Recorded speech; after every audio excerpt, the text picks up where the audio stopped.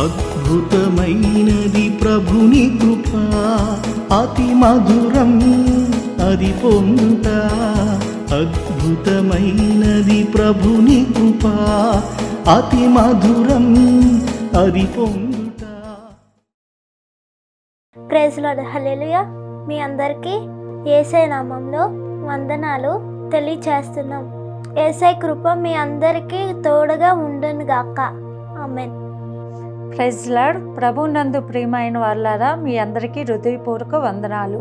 Christ Sharon church వారు సమర్పిస్తున్న యేసయ్య కృప అనే కార్యక్రమానికి మిమ్మల్ని అందరినీ ఆహ్వానిస్తున్నా. ఈ సమయంలో దైవజనులు మురళీధర్ మోజేస్ గారు వాక్య సందేశాన్ని అందిస్తారు. అందరూ శ్రద్ధగా విని యేసయ్య దేవుళ్ళు పొందుకుందాం. Praise Lord. Praise the Lord. ప్రభు అయిన యేసుక్రీస్తు పరిశుద్ధ నామమున యేసయ్య కృప కార్యక్రమాన్ని వీక్షిస్తున్న నా ప్రియ సహోదరి సహోదరులారా, మీరందరూ బాగున్నారా?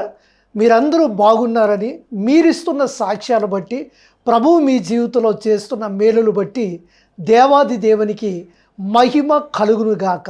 ఈరోజు వాక్యం వినడానికి సిద్ధంగా ఉన్నారు కదా?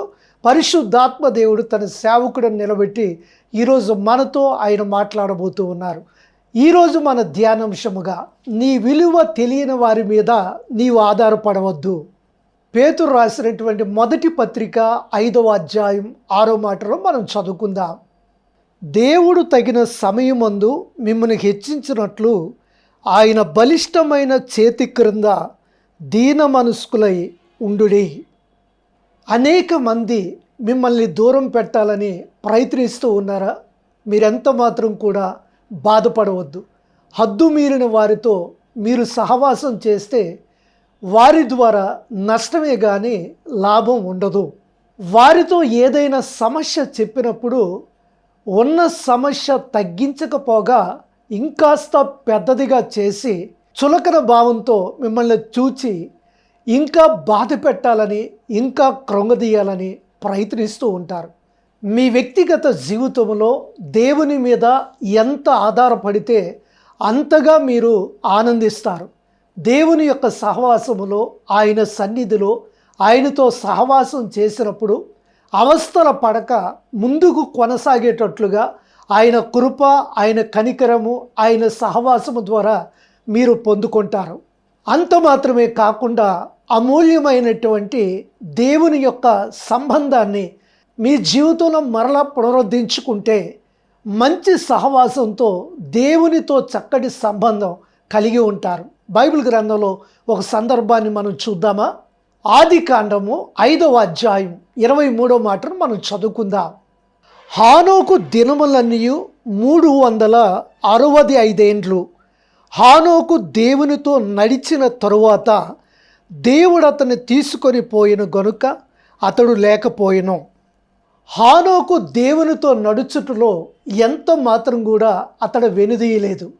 365 సంవత్సరాలు దేవునితో సహవాసం చేస్తూ దేవుని యొక్క అడుగుజాడల్లో తన యొక్క వ్యక్తిగత జీవితాన్ని కట్టుకుంటూ, తన కుటుంబ జీవితాన్ని కట్టుకుంటూ, తన ఆధ్యాత్మిక జీవితాన్ని కట్టుకుంటూ ఎంతో విశ్వాసముతో, ఎంతో నమ్మకముగా జీవించి దేవునికి ఇష్టడుగాను, యోగ్యమైనటువంటి మంచి వ్యక్తిగాను హానోకు గుర్తింపబడ్డాడు. అంత మాత్రమే కాకుండా ఆ పరలోక రాజ్యము యొక్క సారూప్యము ఎలా ఉందో తనకు తెలియనప్పటికి కూడా ఆ పరలోక రాజ్యములో చేరాలి అన్న ఆశతో భూమి మీదే దేవుని కొరకు మంచి సాక్షిగాను, మంచి విశ్వాసం కలిగినటువంటి ఘనమైనటువంటి పాత్రగాను అతడు జీవించడం ద్వారా మరణము రుచి చూడకుండా అతడిని దేవుడు కొనుపోబడినని దైవ లేఖనాలు సెలవిస్తూ ఉన్నాయి. నా ప్రియ సహోదరి సహోదరులారా, దేవునితో మనం నడుస్తున్నప్పుడు, దేవునితో మనం జీవిస్తున్నప్పుడు, దేవునితో మనం సహవాసం చేసినప్పుడు మన ఆలోచనలు, మన ప్రవర్తన, మన జీవితం మారటమే కాకుండా మంచి పద్ధతిలో మంచి జీవితాన్ని జీవించడానికి దేవుడు ఒక మంచి చక్కటి రహదారులను ఆయన ఏర్పాటు చేస్తారు. ఈ భూమి మీద ఒక వ్యక్తి మంచి సాక్ష్య జీవితం కలిగి ఉంటే భూమి మీద అనేక మందికి ఇష్టముగా మారడమే కాకుండా ఆ పరలోక దేవుని దృష్టిలో కూడా గొప్ప వ్యక్తులుగాను, ఘనమైనటువంటి వ్యక్తులుగాను, మంచి పాత్రలుగాను దేవునికి మనం వాడబడతాం, ఆయన దృష్టికి కనబడతాం. విశ్వాస జీవితంలో దేవుడు మన నుండి ఆశించేది నమ్మకత్వం, యథార్థత, మంచి జీవితం. ఇవి ఎప్పుడైతే మనం కలిగి ఉంటామో మన జీవితంలో మంచి ఆశీర్వాదంతో, మంచి దీవెనతో, మంచి సమృద్ధితో మనం వర్ధిల్లుతాం. హానోకు 365 సంవత్సరాలు దేవునితో నడిచాడు, దేవునితో జీవించాడు. అంటే ఆయనకి ఎన్ని శోధనలు ఉండి ఉండవచ్చు, ఎన్ని కష్టాలు ఎదురై ఉండవచ్చు, ఎన్ని నిందలు అవమానాలు ఆయన జీవితంలో కలిగి ఉండవచ్చు. అవన్నీ ఎదుర్కొని మంచి సాక్షి జీవితం జీవించి దేవునికి ఇష్టమైనటువంటి వ్యక్తిగా బ్రతికాడంటే అది కేవలం దేవుని కృప మాత్రమే. బైబిల్లో హెబ్రీయులకు రాసిన పత్రిక 11వ అధ్యాయం 5వ మాటలో మనం ఇంకా చూస్తే, విశ్వాసమును బట్టి హానోకు మరణము చూడకుండానట్లు కొనిపోబడెను. అతడు కొనిపోబడక మునుపు దేవునికి ఇష్టడై ఉండెనని సాక్ష్యము పొందెను.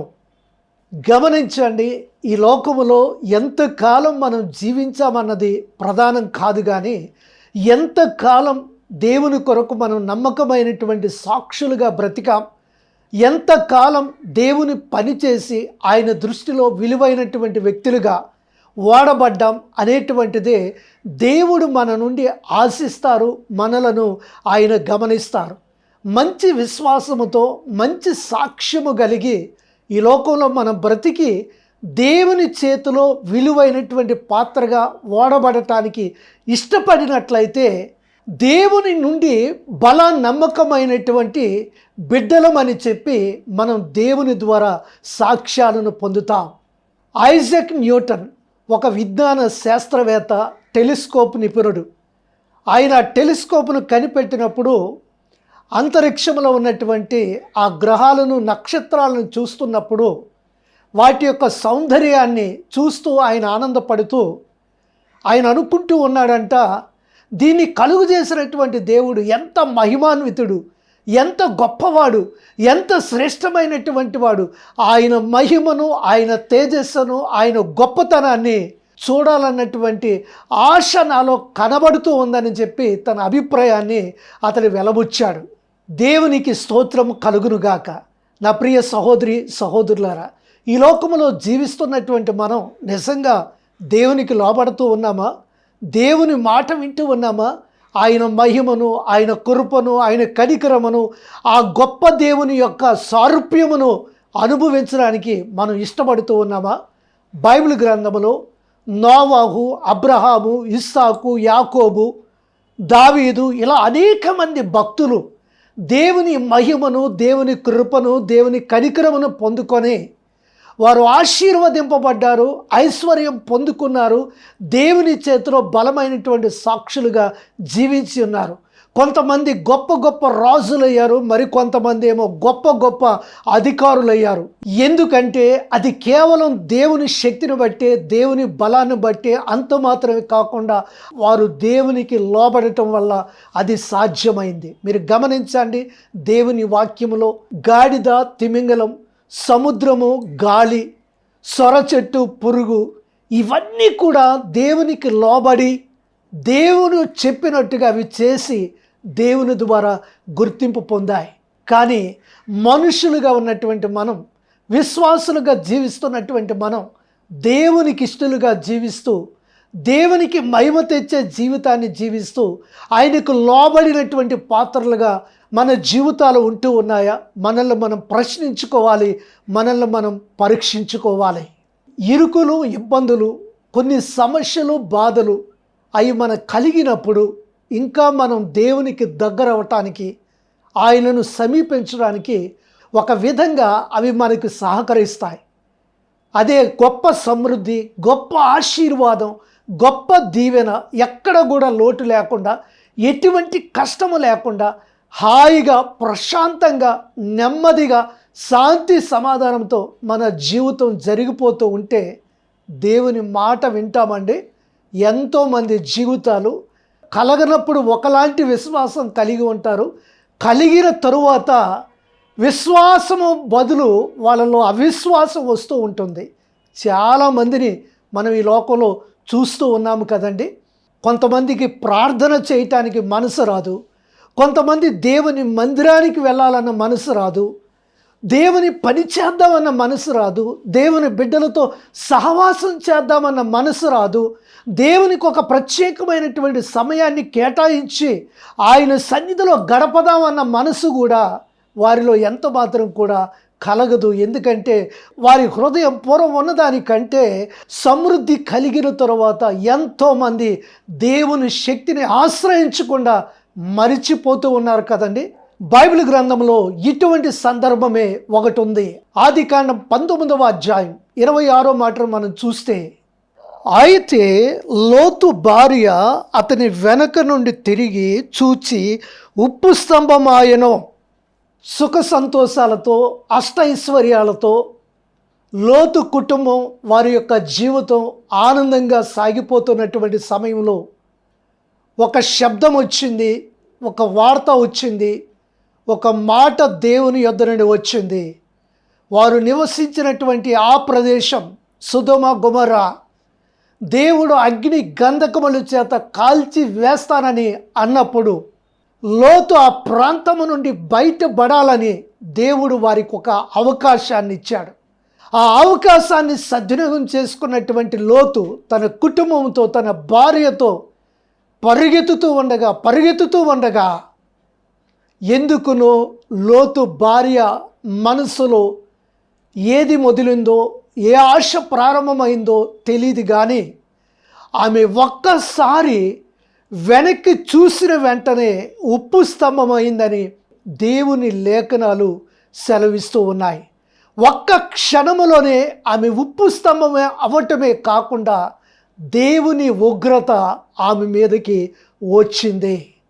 చాలాసార్లు మనం అనుకుంటూ ఉంటాం, చిన్న విషయమే కదా, ఏమీ పర్వాలేదు, చిన్న విషయమే కదా, ఎటువంటి నష్టం లేదు, ఏది చేసినా చెల్లుతుందని చెప్పి జాగరూకత లేకుండా, సిద్ధపాటు లేకుండా చాలాసార్లు మనం జారిపోతూ ఉంటాం, పడిపోతూ ఉంటాం.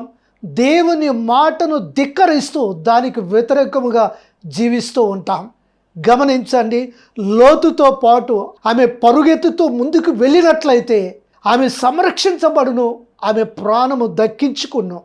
దేవుని మాట వినక, దేవునికి వ్యతిరేకంగా ఆలోచించి, దేవుని యొక్క వాగ్దానములను నిర్లక్ష్యము చేయటము ద్వారా ఆమె ఎంతో నష్టపోయి తుదకు తన ప్రాణాన్ని కూడా పోగొట్టుకుంది. నా ప్రియ సహోదరి సహోదరులారా, దేవుని మాటలు వినినప్పుడు, దేవుని చిత్త ప్రకారముగా మనం జీవించినప్పుడు అది చిన్న విషయమే కదని చెప్పి, సులువైనదే కదని చెప్పి పాపము చేయటం, దేవుని ఆజ్ఞను ధిక్కరిస్తూ దేవునికి వ్యతిరేకంగా జీవించడం ఎంత మాత్రం కూడా మనకు తగదు. పరిశుద్ధాత్మ దేవుడు నీ హృదయాన్ని హెచ్చరిస్తూ ఉంటాడు. నీ పరిశుద్ధాత్మ దేవుడు దేవుని వాక్యము ద్వారా నిన్ను కదిలిస్తూ ఉంటాడు. పరిశుద్ధాత్మ దేవుడు ఆత్మీయుల ద్వారా నీకు చెప్పిస్తూ ఉంటాడు. పరిశుద్ధాత్మ దేవుడు ప్రియమైనటువంటి విశ్వాసుల ద్వారా కూడా నీతో మాట్లాడుతూ ఉంటాడు. నీ జీవితం పడిపోయినప్పుడు, జారిపోయినప్పుడు నీవు లోకం వైపు చూడకుండా దేవుని వైపు చూసినట్లయితే మరలా నీవు కట్టబడతావు, మరలా నీవు పునరుద్ధరించబడతావు, మరలా నీ జీవితంలో ఒక మంచి సాక్ష్యాన్ని సంపాదించుకుంటావు. ఈ జీవిత యాత్రలో వెనక్కి తిరిగి చూచినట్లయితే మనకు దక్కేది ఏమీ కూడా ఉండదండి. మీ విశ్వాస జీవితంలో ఎప్పుడు వెనుకంచ వేయటం కాదు, కానీ ముందుకే కొనసాగాలి. మీరు ఏ పనులు ప్రారంభించినా, ఎటువంటి బాధ్యతల్లో కలిగి ఉన్నా, జరిగిపోయినవి మాటికి జ్ఞాపకం తెచ్చుకొనకుండా జరగబోయేవి ఆలోచిస్తూ దైవ చిత్తానికి, దైవ ప్రణాళికకు మీ జీవితాన్ని అప్పగించుకున్నట్లయితే, ప్రార్థన ద్వారా ఆయన సన్నిధిలో మీరు సిద్ధపడి, ప్రభువా నన్ను ఆశీర్వదించు, ప్రభువా నన్ను దీవించు, నా పరిస్థితిని మార్చు అని దేవుని మీద ఆధారపడితే మీ ప్రార్థనలకు ఆయన ప్రతిఫలం ఇచ్చి మిమ్మల్ని ఆశీర్వదిస్తారు. యోనా కాలంలో నినివే పట్టణస్థుల యొక్క దోషం దేవుని దృష్టికి చాలా ఘోరంగా ఉంది కదండి. యోనా ప్రకటించాడు, మరొక 40 దినాల్లో నినివే పట్టణము నాశనం అవుతూ ఉందని. సామంతుడు మొదలుకొని సామాన్యుడి వరకు, రాజు మొదలుకొని కడు బీదరికములో ఉన్న వ్యక్తి వరకు, ప్రతి పశువులు కూడా దేవుని సన్నిధిలో ఉపవాసం ఉండి కన్నీటి ప్రార్థన చేసి దేవునికి విజ్ఞాపన చేసినప్పుడు, దేవుని మీద ఆనుకున్నప్పుడు వారి మీద ఉన్నటువంటి కీడు, వారి మీద ఉన్నటువంటి శాపము, వారి మీద ఉన్నటువంటి అంధకారము దేవుని కృప ద్వారా తొలగిపోయింది. దేవుడు నాశనము చేద్దామన్న ఆ నీనెవే పట్టణాన్ని నాశనము చేయకుండా దేవుడు తన కృప కనికరముతో దేవుడు మరలా వారిని క్షమించి నూతనమైనటువంటి జీవితాన్ని జీవించడానికి దేవుడు వారికి అవకాశాన్ని కలుగజేశారు. నా ప్రియ సహోదరి సహోదరులారా, దేవుని మాటలు ధిక్కరించకుండా జాగ్రత్త కలిగి విశ్వాసముతోనూ నమ్మకముతోనూ మీరు జీవించండి. మీ జీవితంలో ఒక మంచి నూతనమైనటువంటి జీవితాన్ని దేవుడు మీకు అనుగ్రహిస్తారు. సాతాను శోధనల వల్ల కృంగిపోయినటువంటి ఒక కుటుంబం చాలా వేదనతోనూ చాలా దుఃఖముతోనూ ఉన్నప్పుడు 3 దినములు ఉపవాసం ఉండి ప్రార్థన చేసి వారి కుటుంబం అంతా దేవుని సన్నిధిలో సాగిలు పడిన తరువాత వారిస్తున్నటువంటి సాక్ష్యం, అయ్యా 3 దినాల ఉపవాస ప్రార్థన ద్వారా మా కుటుంబంలోనూ మా గృహంలోనూ ఉన్నటువంటి సమస్యలు పోవడమే కాకుండా, ఆ సాతాను బంధకాలు దేవుడు తీసివేయటమే కాకుండా, మాకు సమాధానము, ఆశీర్వాదం, దీవెన దేవుడిచ్చి మమ్మల్ని ఎంతగానో ఆశీర్వదించారని మంచి సాక్ష్యాన్ని ఆ కుటుంబంలో ఉన్నటువంటి వ్యక్తులు తెలియజేశారు. దేవునికి స్తోత్రం కలుగునుగాక. దేవుడే నా రక్షకుడు, దేవుడే నా కోట, ఆయనే నా ఆశ్రయమని దేవుని మీద మీరు ఆధారపడితే ఆయన ఎంత మాత్రం కూడా త్రోసివేసే దేవుడు కాదు. కానీ ఆయన మిమ్మల్ని ప్రేమించి ఆదరించి మరలా మీ జీవితాన్ని కట్టి సంరక్షించి నూతనమైనటువంటి జీవితాన్ని దేవుడు అనుగ్రహిస్తారు. మీరు నమ్మండి, విశ్వసించండి, దేవుని బలం మీద ఆధారపడండి. యేసుక్రీస్తు ప్రభువారు ఒక ఉదాహరణ చెప్పారు. 2 స్నేహితులు ఉన్నారు. ఒకడేమో బండ మీద తన ఇల్లు కట్టుకున్నాడు. వానొచ్చింది, వరద వచ్చింది. అది బండ మీద కట్టబడినటువంటి ఇల్లు గనుక దానికి ఎటువంటి ప్రమాదం కానీ ఎటువంటి ఆటంకం కానీ కలగలేదు. ఆ ఇల్లు ఎంత మాత్రం కూడా పడలేదు. మరొక వ్యక్తి ఇసుక మీద తన ఇల్లు కట్టుకున్నాడు. దానికి సరైనటువంటి పునాది లేదు, సరైనటువంటి బలము లేదు. వానొచ్చింది, వరద వచ్చింది, ఆ ఇల్లు కూలిపోయింది. ఈ ఉపమాన సారాంశం ఏంటి? మన జీవితంలో కొన్నిసార్లు తుఫాను వలె కొన్ని సమస్యలు, కొన్ని బాధలు మనల్ని చుట్టుముడుతూ ఉంటాయి, మనల్ని బాధ పెడతా ఉంటాయి, మనల్ని కృంగదీస్తూ ఉంటాయి. అటువంటి సమయంలో దేవుని యందు విశ్వాసం ఉంచి, నమ్మకం ఉంచి, ప్రభువా నీవే నా ఆధారం, నీవే నా జీవితం అని ధైర్యముగా ఉండి దైవ కార్యాల కొరకు ఎదురు చూసినప్పుడు ఒక మంచి బలాన్ని, మంచి శక్తిని మనం పొందుకుంటాం. క్రైస్తవ సంఘాన్ని చెదరగొట్టుచు, బాధ పెట్టుచు దమస్కు మార్గంలో గుర్రము మీద పౌలు వెళుతున్నప్పుడు దేవుని దర్శనాన్ని పొంది, ప్రభువా నీ కొరకు నేను ఏమి చేయాలి, ఎలా బ్రతకాలి, ఎలా జీవించాలని ఆ ప్రభువునే పౌలు అడుగుతూ ఉన్నాడు. బైబిల్ గ్రంథంలో అపోస్తలుల కార్యములు 22వ అధ్యాయం 6 నుండి 10 వచనాలు దైవ లేఖన భాగాలు మనం చదువుకుందాం. నేను ప్రయాణము చేయిచు దమస్కునకు సమీపించినప్పుడు మధ్యాహ్న కాలమందు ఆకాశము నుండి గొప్ప వెలుగు అకస్మాత్తుగా నా చుట్టూ ప్రకాశించెను. నేను నేల మీద పడి, సౌలా సౌలా నీవెందుకు నన్ను హింసించుతున్నావని నాతో ఒక స్వరము పలుకుట వింటిని.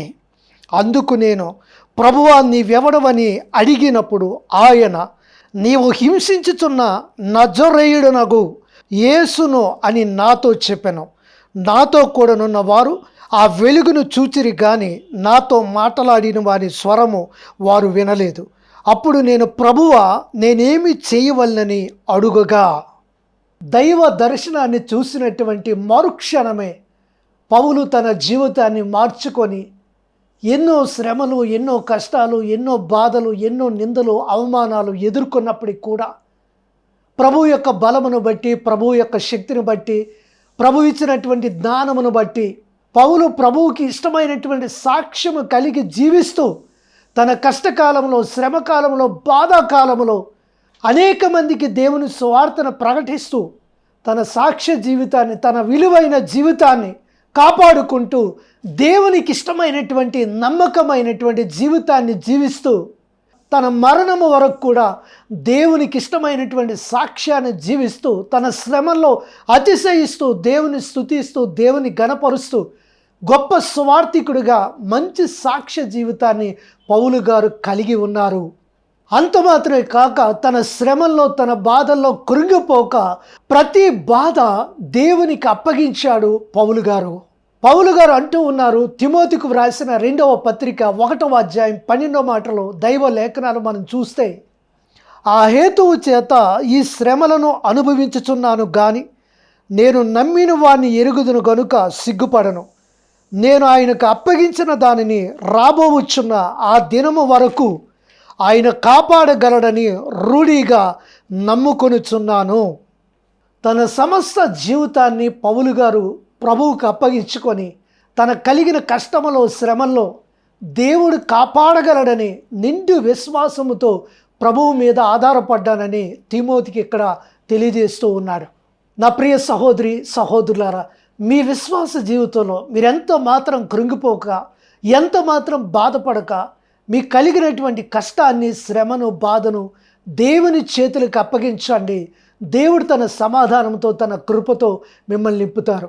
ఒక పేదవాడైనటువంటి యవనస్తుడు ప్రభు అయినటువంటి యేసుక్రీస్తును తన సొంత రక్షకుడిగా అంగీకరించాడు. వారి స్నేహితుల మధ్య మంచి సాక్ష్యాన్ని కలిగి అతడు జీవిస్తూ ఉన్నాడు. ఒకానొక సందర్భంలో ఆ స్నేహితులు యవనస్తుడితో అంటూ ఉన్నారు, నీ దేవుడు ఎవరికైనా చెప్పవచ్చు కదా, ఆజ్ఞాపించవచ్చు కదా, నువ్వింత పేదరికంలో ఉన్నావు, ఇంత కష్టంలో ఉన్నావు, వాళ్ళు నీకు సహాయం చేస్తారు కదా అని. వెంటనే యవనస్తుడు అంటూ ఉన్నాడు, నా దేవుడు ఎవరికో చెప్పే ఉంటారు, కానీ అతడు నాకు ఇవ్వడానికి మరిచిపోయి ఉంటాడేమని చెప్పి తన స్నేహితులతో ఈ మాట పలికి ఉన్నాడట ఆ యవనస్తుడు. ఎంత మంచి మాటలండి. గమనించండి నా ప్రియ సహోదరి సహోదరులారా, దేవుని ప్రేమను పంచటమే మన ప్రథమ కర్తవ్యమై ఉండాలి. దేవుడు ఏదైనా మనకు చెయ్యమని చెప్పినప్పుడు, ఏదైనా ఇవ్వమని చెప్పినప్పుడు మనం ఎంత మాత్రం మరిచిపోకూడదు, ఎంత మాత్రం కూడా నిర్లక్ష్యం వహించకూడదు. క్రియల ద్వారా మన ప్రేమను అవతల వ్యక్తులకు చూపించాలి. దేవుని యొక్క ప్రేమను మనం అందించాలి. నా ప్రియ సహోదరి సహోదరులారా, దేవుని ప్రేమను ప్రకటించుటే మన కర్తవ్యమై ఉండాలి. మీ విలువ తెలియని వారి మీద మీరు ఆధారపడవద్దు. మీ ప్రతి భారాన్ని ప్రభు అయిన యేసు క్రీస్తుకు మీరు అప్పగించుకోండి.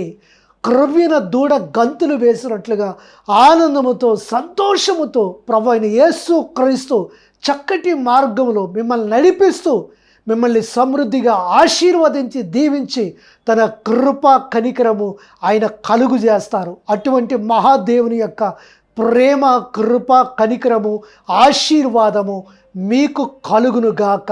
ఆమేన్.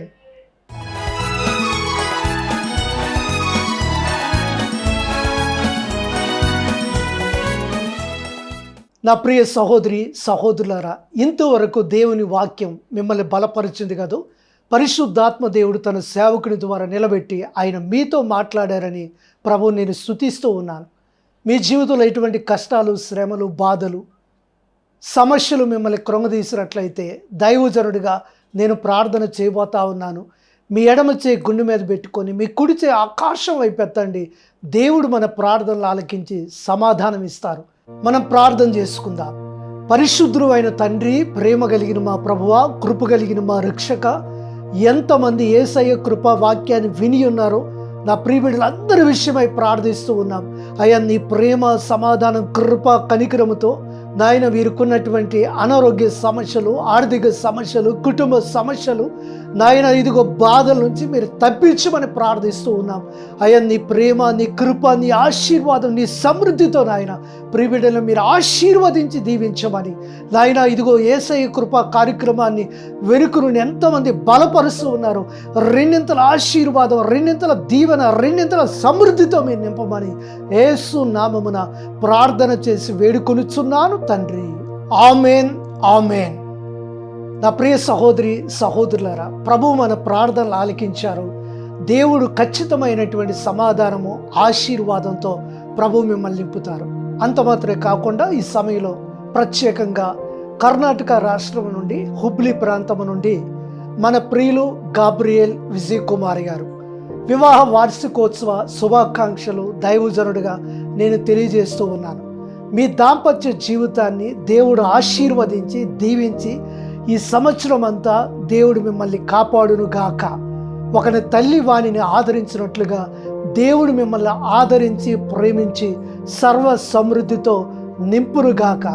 ఈ కార్యక్రమాన్ని వీక్షిస్తున్న నా ప్రియ సహోదరి సహోదరులారా, గాబ్రియల్ గారి గురించి, విజయ్ కుమారి సోదరి గురించి మనం ప్రార్థన చేద్దాం. అందరు కండ్లు మూయండి, ప్రార్థన చేసుకుందాం. పరిశుద్ధుడైన తండ్రి, ప్రేమ కలిగిన మా ప్రభువా, కృప కలిగినటువంటి మా రక్షక, గాబ్రియల్ గారు, నాయన విజయ్ కుమారి, నాయన వీరి యొక్క కుటుంబం నిమిత్తమై ప్రభువా మీ సన్నిధిలో ప్రార్థిస్తూ ఉన్నాం. నాయన ఈ సంవత్సరం అంతా నీ ప్రియబిడ్డలను దీవించండి, ఆదరించండి, ప్రేమించండి, కనికరించండి. నా సోదరి విజయ్ కుమారి గారు అనారోగ్యములను తప్పించి మంచి ఆరోగ్యాన్ని ఇచ్చి సజీవులుగా తన గృహానికి మీరు నడిపించినందుకు వందనాలు. గాబ్రియల్ గారికి కూడా మంచి ఆరోగ్యం ఇవ్వండి. వారి కుమార్తెలను దీవించండి, అల్లులను దీవించండి. కుమార్తె గర్భఫలం ఇచ్చారు, వారిని కూడా దీవించండి.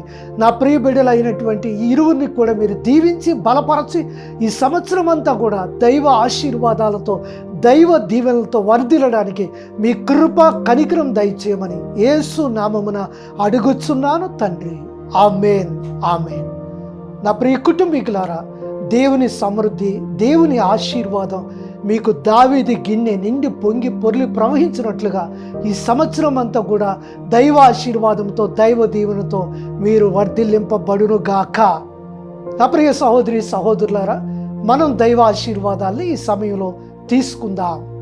ఇప్పుడు మన తండ్రైన దేవుని ప్రేమ, ప్రభువైన యేసుక్రీస్తు కృప, పరిశుద్ధాత్మ అన్యోన్య సహవాసం సన్నిధి సదాకాలం మనకు తోడయుండును గాక. ఆమేన్, ఆమేన్, ఆమేన్. ప్రభువు చిత్తమైతే మరలా ఇదే సమయానికి మనం కలుసుకుందాం. అంతవరకు యేసయ్య కృప, యేసయ్య కనికరం, యేసయ్య తోడు మీకు నిండారుగా వచ్చును గాక. May God bless you. ఇంతకాలం నీదు కృపలు కాచిన దేవా, ఇంతకాలం నీదు కృపలు కాచిన దేవా, ఇకను కూడా మాకు తోడు నీడ నీవే గదా, ఇకను కూడా మాకు తోడు నీడ నీవే కదా.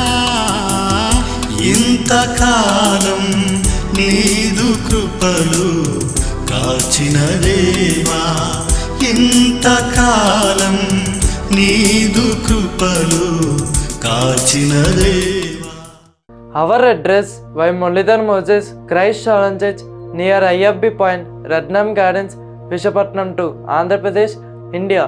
Our phone numbers 9848293089 and 9848343089.